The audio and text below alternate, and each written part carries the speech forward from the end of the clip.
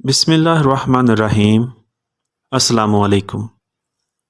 मैं हूं आपका दोस्त शाहिद इकबाल और आप देख रहे हैं लर्न कंप्यूटर विद मून।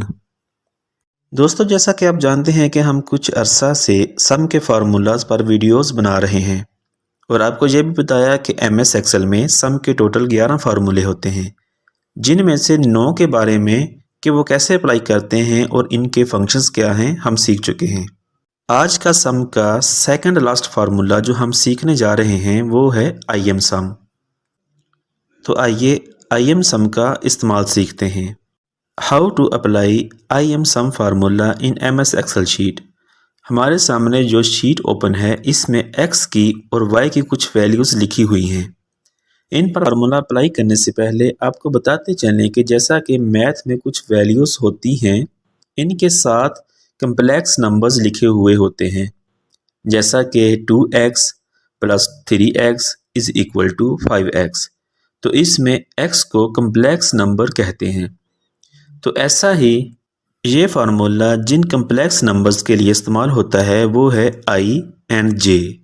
जैसा कि x और y की वैल्यूज़ में लिखा हुआ है 5 + 2i और 6 + 2i, तो इसमें i कम्प्लेक्स नंबर होता है।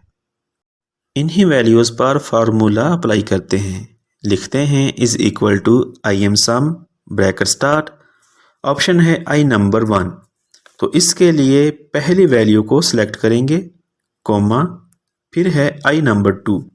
तो इसके लिए दूसरी वैल्यू को सिलेक्ट करेंगे।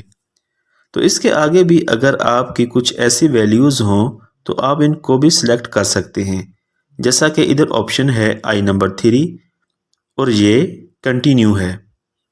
तो हमारे पास चूँकि 2 ही वैल्यूज़ थी तो इन दोनों को सिलेक्ट करने के बाद ब्रैकेट बंद किया, इंटर प्रेस करते हैं तो इसमें जो रिज़ल्ट आया है वो x वैल्यू के 5 और y वैल्यू के 6 को प्लस करके 11 आ गया और दोनों के कम्प्लेक्स नंबर को जमा करके 4i आ गया।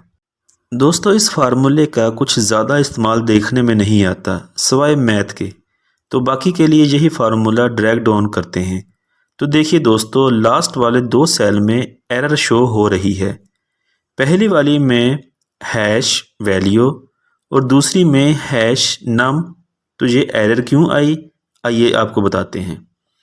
जैसा कि आप देख रहे हैं x वैल्यू में लिखा है 1 + 7j और y वैल्यू में लिखा है 5 + 6i। दोनों में कम्प्लेक्स नंबर मुख्तलिफ हैं, इसलिए फार्मूला इनको पिक नहीं कर रहा। अगर इनमें से एक चेंज करके दूसरी के सेम लिख दें तो ये इसका जवाब आ जाएगा।